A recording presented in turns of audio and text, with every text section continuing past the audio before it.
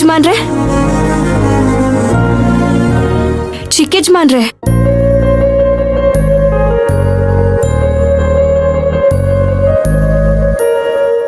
ಚಿಕ್ಕಜ್ಮಾನ್ರೆ, ಚಿಕ್ಕಜ್ಮಾನ್ರೆ. ಸಿಂಗಾರಿ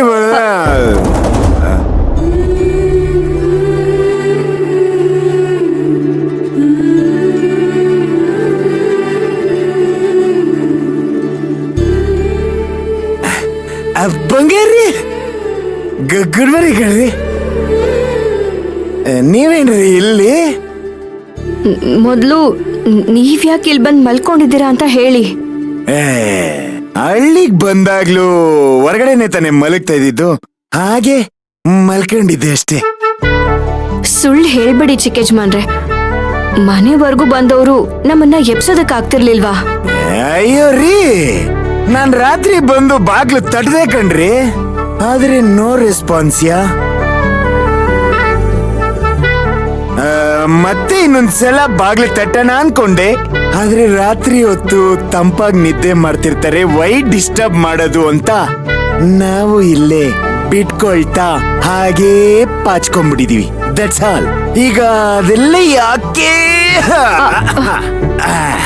ಬೆಳಕಾಯ್ತು, ನಡೀರಿ ಮನೆಗೆ ಹೋಗೋಣ.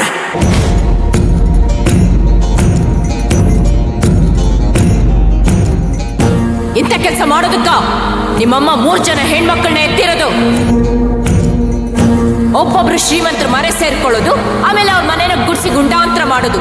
ಇದೇ ತಾನೇ ನಿಮ್ಮಪ್ಪ ನಿಮಗ್ ಕಲ್ಸ್ಕೊಟ್ಟಿರೋದು. ನೋಡು, ನಾನು ಕೋಟ್ಯಾಂತರ ರೂಪಾಯಿ ಸಂಪಾದನೆ ಮಾಡಿದ್ದೀನಿ. ಅದರಲ್ಲಿ ಈ 2 ಲಕ್ಷ ನಿನ್ನ ತಂಗಿಗೆ ಭಿಕ್ಷೆ ಹಾಕಿದ್ದೀನಿ ಅಂತ ಬಿಟ್ಬಿಡ್ತೀನಿ. ಹೋಗು, ಬದುಕೋ ಹೋಗು. ನಾನು ಹಾಕಿರೋ ಭಿಕ್ಷೆಯಲ್ಲಿ ನಿನ್ನ ತಂಗಿನ ಓದಿಸ್ ಹೋಗು. ಈ ತರ ಕದ್ದಿರೋ ದುಡ್ಡಲ್ಲಿ ಓದಿಸಿದ್ರೆ ನಿನ್ನ ತಂಗಿಗೆ ಹೇಗೆ ವಿದ್ಯೆ ಆಗ್ತದೆ ಅಂತ ನಾನು ನೋಡ್ತೀನಿ.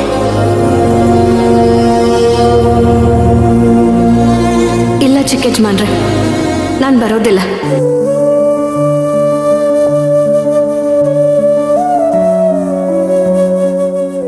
ಯಾಕ್ರಿ ಬರಲ್ಲ ಅಂತೀರಾ? ಅದು ನಿಮ್ಮನೇನೆ ತಾನೇ ರೀ. ನೀವಿಲ್ದೇ ಹೋದ್ರೆ ನಾನೇ ಅಲ್ಲೊಬ್ನೇ ಹೇಗ್ರಿ ಇರಕ್ಕಾಗತ್ತೆ? ಬನ್ರಿ ಹೋಗೋಣ. ಚಿಕ್ಕಜ್ಮಾನ್ರೆ, ಸುಮ್ನೆ ನನಗ್ ಬಲವಂತ ಮಾಡ್ಬೇಡಿ. ಮನೆ ಒಳಗಡೆ ಬನ್ನಿ. ನೀವು ರಾತ್ರಿ ಎಲ್ಲ ಮನೇಲಿ ಕಾಣ್ತಿಲ್ಲ ಅಂತ ಯಜಮಾನ್ರು ಗಾಬರಿ ಆಗಿರ್ತಾರೆ. ಅಯ್ಯೋ, ಅವ್ರೇನು ಗಾಬರಿ ಆಗಿರಲ್ಲ. ನಾನು ಅಲ್ಲಿಲ್ಲ ಅಂದ್ರೆ ಇಲ್ಲೇ ಇರ್ತೀನಿ ಅಂತ ಅವ್ರಿಗೂ ಗೊತ್ತಿದೆ ರೀ. ನಿಮ್ಮನ್ನ ಮನೆಗ್ ಬನ್ನಿ ಅಂತ ನಾನು ಯಾಕೆ ಬಲವಂತ ಮಾಡ್ತಾ ಇದೀನಿ ಅಂತ ಗೊತ್ತಾ? ಇವತ್ತು ಭೀಮ್ ಅಮಾವಾಸ್ಯೆ.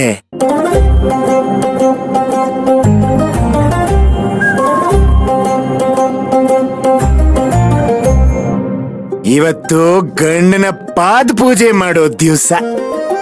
ನೀವು ನನ್ನ ಹೆಂಡತಿಯಾಗಿ ಅಲ್ಲಿಗೆ ಬಂದು ನನಗ್ ಪೂಜೆ ಮಾಡೋದು ನಿಮ್ಮ ಕರ್ತವ್ಯ ಅಲ್ವಾ?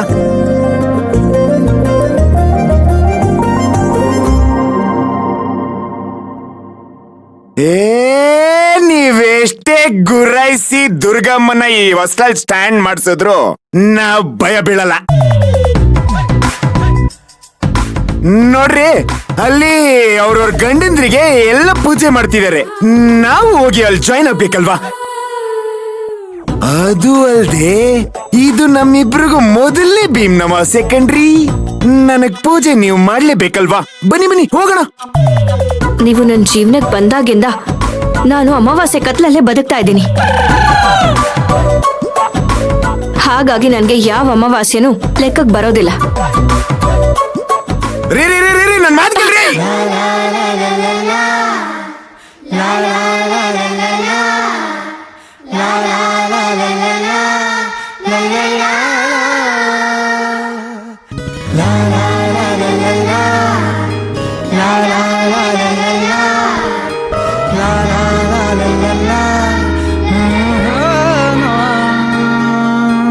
ಕಂದಮ್ಮ ಕಂದಮ್ಮ ನನ್ನಮ್ಮ ನನ್ನಮ್ಮ, ನನ್ನ ಉಸಿರಿಗಿರುವ ಹೆಸರೇ ನೀನಮ್ಮ. ಚಿನ್ನಮ್ಮ ಮುದ್ದಮ್ಮ ನನ್ನನ್ನೇ ನೋಡಮ್ಮ, ನೀನಿರುವ ಜಾಗವೇ ನನ್ನೆದೆ ಗೂಡಮ್ಮ. ಲಾ ಲಾ ಲಾ ಲಾ ಲಾ ಲಾ ಲಾ ಲಾ ಲಾ ಲಾ ಲಾ ಲಾ ಲಾ ಲಾ ಲಾ ಲಾ ಲಾ.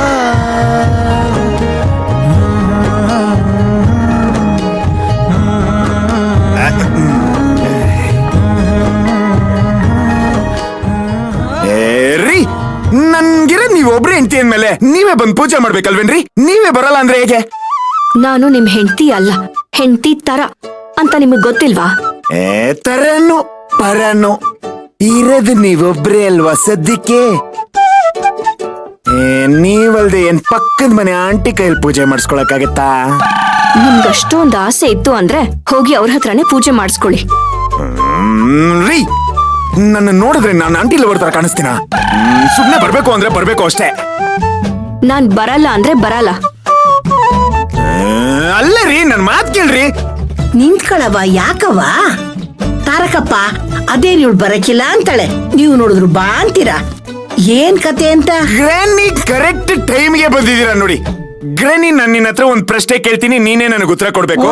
ಭೀಮ್ ಅಮಾವಾಸ್ಯೆ ದಿನ ನಿನ್ನ ಗಂಡನ್ಗೆ ನೀನು ಪೂಜೆ ಮಾಡ್ತಿದ್ದೋ ಇಲ್ವೋ? ಮಾಡದೇ ಇದ್ರೆ ಬಿಡ್ತಿದ್ದವ್ರು ಯಾರು? ಅವ್ರು ಹಾಕಿದ ಗೆರೆನ ನಾವು ದಾಟಂಗೆ ಇರ್ಲಿಲ್ಲ.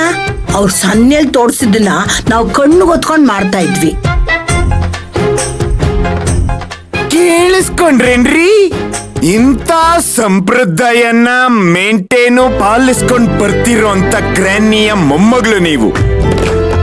ನೀವು ಪೂಜೆ ಮಾಡದೆ ಮುನಿಸ್ಕೊಂಡ್ ಬಂದಿಲ್ಲಿದ್ಬಿಟ್ರೆ ಹೆಂಗೆ?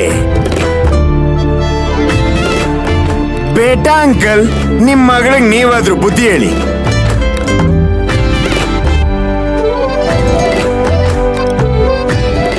ನೋಡವ್ವ, ಚಿಕ್ಕ ಯಜಮಾನ್ರು ಹೇಳ್ತಾ ಇರೋದು ಸರಿಯಾಗದೆ. ನೀನ್ ಅವ್ರ ಜೊತೆ ಹೋಗವ್ವ. ಅಪ್ಪ, ಎಲ್ಲ ಗೊತ್ತಿದ್ರು ಆ ಮನೆಗ್ ಹೋಗು ಅಂತ ಹೇಳ್ತಿದ್ಯಲ್ಲ. ನೀವ್ ಯಾರೇ ಏನೇ ಹೇಳಿದ್ರು ನಾನು ಅಲ್ಲಿಗೆ ಹೋಗೋದಿಲ್ಲ.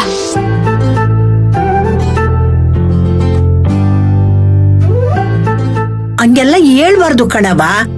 ಈ ಭೀಮ್ ಅಮಾವಾಸ್ಯೆ ಪೂಜೆ ಅನ್ನೋದು